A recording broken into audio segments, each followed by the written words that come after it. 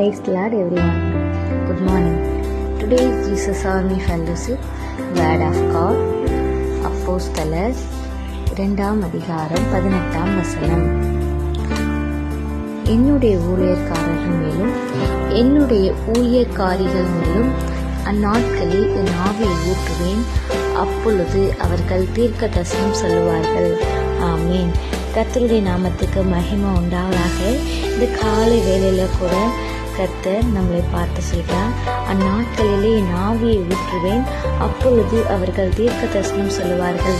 இந்த நாளிலும் கர்த்தர் அப்படிப்பட்டதான ஆவியை, அதுக்கு முன்பு நம்ம வசனம் வாசித்தீங்கன்னா தெரியும், கடைசி நாட்களில் மாம்சமான யாவர் மேலும் என் ஆவியை ஊற்றுவேன் என்று கர்த்தர் சொல்கிறார். இந்த நாட்களிலும் யாவர் மேலும் அவருடைய ஆவியை ஊற்ற பலமுள்ள தேவன் நம்முடைய தேவன்.